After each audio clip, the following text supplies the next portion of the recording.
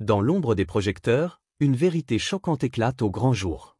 Joyce Meyer, l'évangéliste légendaire dont la voix a porté l'espoir à des millions de cœurs, a décidé, à 82 ans, de briser le silence sur les secrets qui ont marqué sa vie.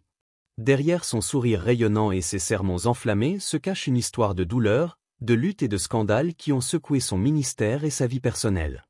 Pourquoi, après des décennies de silence, choisit-elle aujourd'hui de tout révéler? Quel mystère sombre et quelle vérité dérangeante émerge de son passé tumultueux?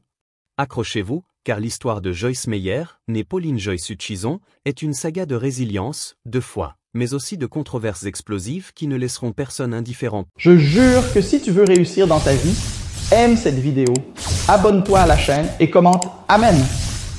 Ne l'ignore pas ou tu pourrais le regretter.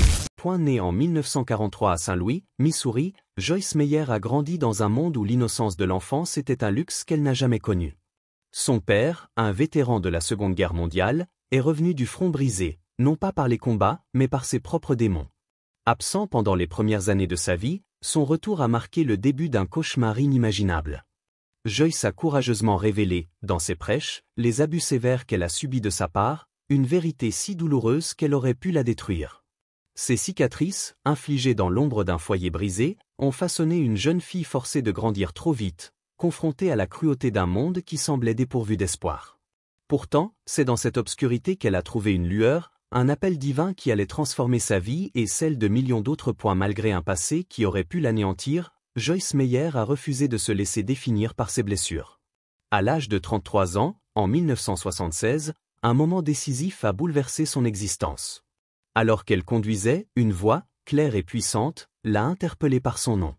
Elle l'a reconnu comme l'appel de Dieu, un instant de renaissance spirituelle qui a allumé en elle une flamme inextinguible. À partir de ce jour, Joyce a su qu'elle était destinée à consacrer sa vie à la foi, à porter un message d'espoir à ceux qui, comme elle, avaient connu la douleur. Ce moment mystique a marqué le début d'un voyage extraordinaire, mais semé d'embûches, où chaque triomphe serait accompagné de nouveaux défis, et où les scandales ne tarderaient pas à frapper. Ses débuts modestes dans le ministère ont vu Joyce enseigner une petite classe biblique dans un restaurant local, un cadre humble pour une femme destinée à devenir une icône mondiale. Sa passion, son authenticité et son talent pour rendre les Écritures accessibles ont rapidement attiré une foule grandissante. Les gens affluaient, captivés par sa capacité à transformer des vérités spirituelles en leçons pratiques, tirées de ses propres luttes. Bientôt, elle a rejoint le Life Christian Center, une église charismatique à Fenton, Missouri, où elle est devenue pasteur associé. Sous son influence, cette petite congrégation s'est transformée en l'une des plus grandes églises charismatiques de la région, un témoignage de son charisme et de son don unique pour toucher les âmes.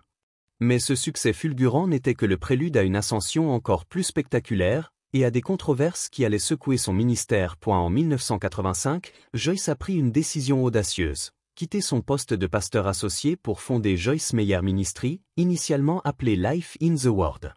Avec le soutien indéfectible de son mari, Dave Meyer, elle a jeté les bases d'une organisation qui allait changer des millions de vies. Son programme radiophonique, diffusé sur 6 stations de Chicago à Kansas City, a immédiatement captivé les auditeurs. Ses messages, mêlant foi, résilience et conseils pratiques, ont résonné profondément, faisant d'elle une voix d'espoir dans un monde en quête de réconfort. Puis, en 1993, elle a franchi une nouvelle étape en lançant son émission télévisée, Enjoying Everyday Life, diffusée sur des chaînes comme WGN et BET. Cette expansion a propulsé Joyce sur la scène mondiale, transformant son ministère en une force globale. Ses sermons, empreints d'authenticité et d'une transparence désarmante, ont attiré des millions de téléspectateurs, faisant d'elle une figure incontournable de l'évangélisme moderne. Mais avec la gloire vient l'ombre, et la vie de Joyce Meyer n'a pas échappé aux scandales qui ont terni son image. Son style de vie opulent a suscité une tempête de critiques, jetant une lumière crue sur les contradictions apparentes entre sa richesse et son message spirituel. En 2003, un article cinglant du St. Louis Post-Dispatch a révélé des détails choquants. Un jet privé de 10 millions de dollars, une Mercedes de 17 000 dollars pour son mari, des propriétés luxueuses d'une valeur de plusieurs millions, et un siège ministériel orné de meubles somptueux, dont un bureau en malachite de 300 000 dollars et des peintures valant jusqu'à 44 000 dollars chacune. Ces révélations ont déclenché une vague d'indignation. Comment une femme prêchant l'humilité et la foi pouvait-elle vivre dans un tel luxe? Les critiques, notamment le groupe de surveillance chrétien Wall Watchers, ont exigé une enquête de l'IRS sur la gestion financière de son ministère, remettant en question la transparence et l'éthique de Joyce Meyer Ministries. Face à la tempête, Joyce a riposté avec une fermeté qui a divisé ses partisans. « Nous n'avons pas à nous excuser d'être bénis », a-t-elle déclaré, défendant son droit à profiter des fruits de son travail. Pourtant, en 2004, elle a pris une décision qui a surpris beaucoup, réduire son salaire annuel de 900 000 $ et ajuster la manière dont elle percevait les royalties de ses livres à succès, comme Battlefield of the Mind. Ce geste, perçu comme une tentative de calmer les critiques, n'a pas suffi à apaiser tous les doutes. Certains voyaient dans cette démarche une admission implicite de culpabilité, tandis que d'autres saluaient sa volonté de transparence. Mais les scandales financiers n'étaient que le début des épreuves qui allaient secouer son ministère. En 2009, une tragédie inimaginable a frappé Joyce Meyer Ministries, plongeant l'organisation dans une controverse encore plus sombre. Christopher Coleman, responsable de la sécurité de Joyce, a été arrêté pour le meurtre brutal de sa femme, Sherry, et de leurs 2 jeunes fils, retrouvés sans vie dans leur maison. L'affaire a choqué le public et attiré une attention médiatique massive. Joyce, appelée à témoigner lors du procès, a vu son ministère éclaboussé par cette horreur. Coleman, reconnu coupable de 3 meurtres au premier degré, a été condamné à la prison à vie. Mais les répercussions ne s'arrêtèrent pas là. La famille de Sherry Coleman a poursuivi Joyce Meyer Ministries, accusant l'organisation de ne pas avoir agi face aux menaces connues contre la famille. Bien que le procès ait été rejeté en 2013, cet épisode a laissé une tache indélébile sur la réputation du ministère, alimentant les spéculations sur les failles internes de l'organisation. Les controverses ne se sont pas arrêtées là. En 2023, à l'âge de 79 ans, Joyce a de nouveau fait les gros titres en révélant qu'elle s'était fait tatouer pour la première fois, une décision qui a provoqué un tollé dans la communauté chrétienne. Pour beaucoup, les tatouages étaient incompatibles avec les valeurs qu'elle prêchait.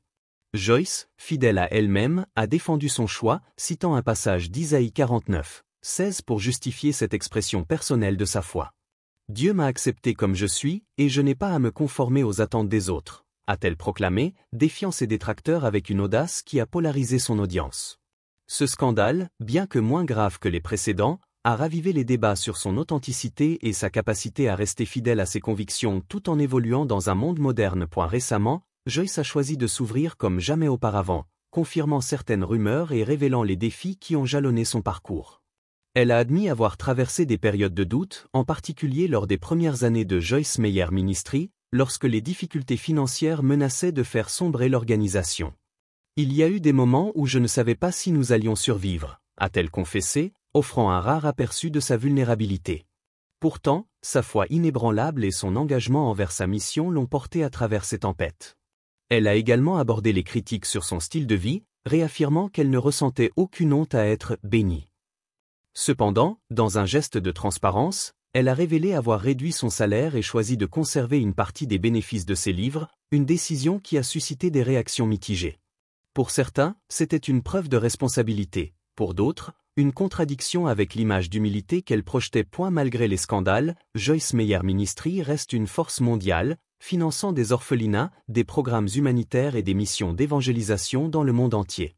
Ses livres, ses émissions et ses conférences continuent d'inspirer des millions de personnes, offrant des outils pour surmonter les épreuves et trouver la paix dans la foi. Mais les questions persistent. Joyce a-t-elle fait les bons choix en gérant les critiques? Son style de vie luxueux est-il justifiable pour une femme de foi?